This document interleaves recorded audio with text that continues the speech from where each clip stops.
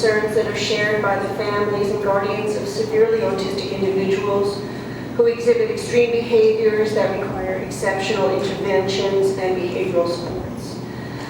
Our youngest son, Jacob, who is now 22, lives at Bancroft, along with Lisa Cross, son Andrew. And he is among the thousands of New Jersey citizens who are self-injurious, aggressive, and destructive. He needs and deserves the sanctuary of highly specialized and controlled settings.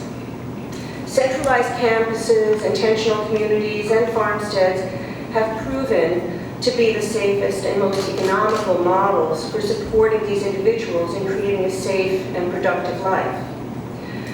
New Jersey's revised statewide transition plan continues to contain the ban on co-located settings, which are programs where the residential and vocational program are located on the same property. Our son living on such a setting, he, like so many others, requires this option in order to keep him safe. My husband and I also have 2 adult children with Asperger's syndrome. They are both highly intelligent and have completed college-level coursework. Our eldest drives and will be performing at the New York Renaissance Festival this year. Our middle son continues to have struggles with depression and feelings of isolation despite his access to the community with no holds barred. But he still struggles, but he has chosen a career path and is working towards it. You know, there are people who advocate for the universal inclusion of all people with disabilities, but I know firsthand with my wide spectrum of the autistic spectrum right within my own home, it's not always appropriate. And in fact, when DDD placed our son Jacob in a group home, he was sent there with an old file. They were not equipped. He was self-injurious. They couldn't handle it. He was bleeding. They called the ambulance. The ambulance couldn't manage his behaviors. The ambulance called the police, and the police pepper sprayed my son in the face, arrested him. He ended up with a series of hospitalizations. It was very ugly. So, you know, this whole talk about planning and studied, I'll say no more. Our son Jacob has minimal speech capabilities. He does not say something hurts, or I'm frightened, or I'm nervous. So on a regular basis, without expressive language, he just explodes. Suddenly, for no apparent reason, we still can't figure out why, he explodes, boom, into, I mean, it's horrific. It's horrific. He requires 5 trained staff to prevent him from striking his own head and biting his own hand.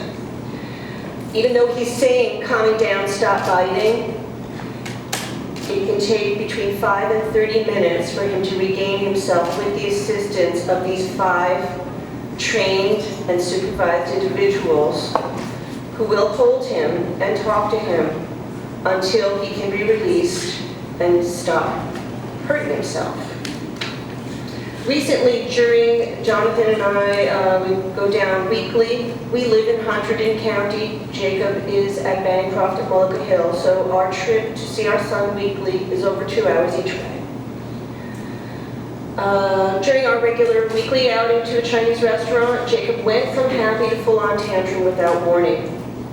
We were not able to calm him, and he ended up running around a parking lot for 15 minutes, striking his head repeatedly. Wham, wham, wham, wham, wham. When we tried to intervene, he bit us. Caring individuals called the police for us. One policeman came, not equipped to help us restrain him. Campus could not put a crew together to come out to help us to restrain our child, and we just had to let him ride out the storm.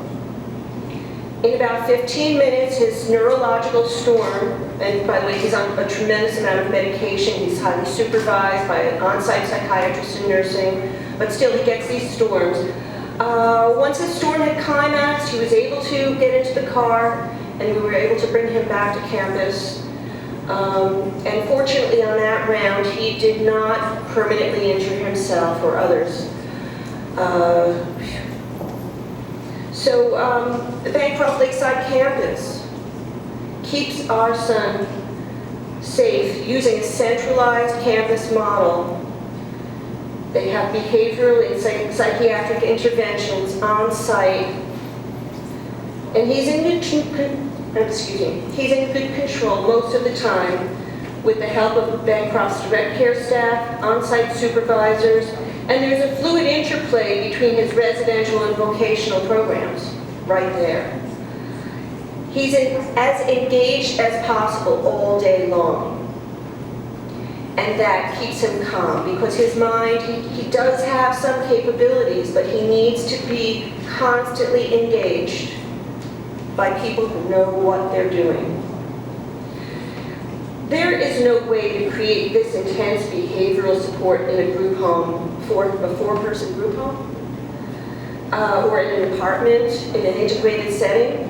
And what 75% of the population would want to be subjected to our son's frequent episodes? It's very distressing to see. I can't imagine people agreeing to live in an apartment next door to my son. I love him till the ends of the earth, and it is very difficult. We kept him home till he was 19, and we gave him up because we couldn't keep him from injuring his hand. He had cellulitis in his hand numerous times from repeated biting. You know, we didn't call the glass guy until there were 3 broken windows at the time. The need to transport Jacob to another location for intervention isn't feasible. If he's out of control, you can't bring him to a hospital or a clinic because he's not safe to transport. If Jacob were forced to go to a day program in a separate location from his residence, he would likely be more isolated, because if he couldn't be transported, he might miss his whole day of programming. And if he isn't engaged by work or activities, he would be less controllable as he needs engagement to stay focused and then thus calm. On many days, if forced to travel to another location for his vocational program, he, staff, and even members of the public who might be sharing the road would be recklessly placed in danger. And I had to pull to the side of the highway with him in the car. And one of the other triggers that made us know that we could no longer care for him ourselves without this level of support is he broke the rear window of our car with his head.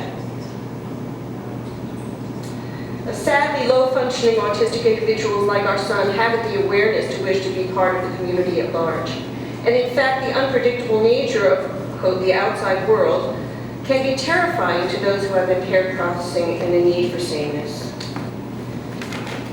Getting Jacob into a more mainstream life could be part of a long-term goal, but ignoring his current needs to serve that end, and for the people who care for him and create his programming, to have that be the driving force of his programming, it's reckless and dangerous.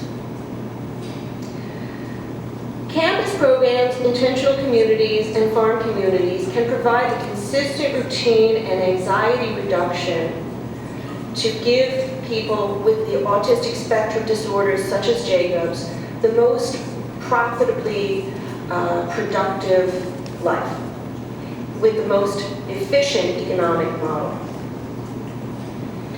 So our state really needs to keep its campus programs and improve upon them and increase them and support wonderful programs like United Way.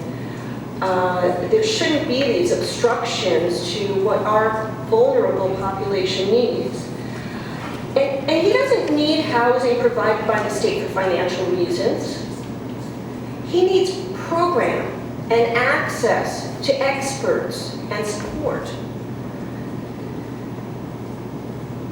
With today's open door policies and excellent laws in place to protect the rights of these vulnerable individuals from abuse or neglect, co-located programs can provide excellent care and should be supported as a necessary option for families.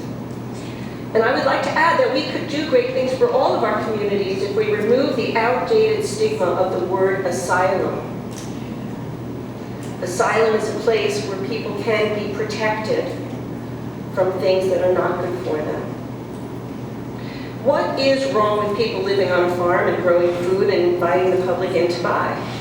I do it every day, and my life is exceedingly fulfilling.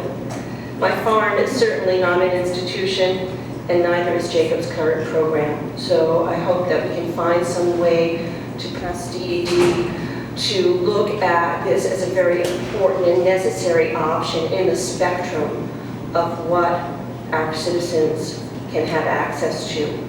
Thank you very much.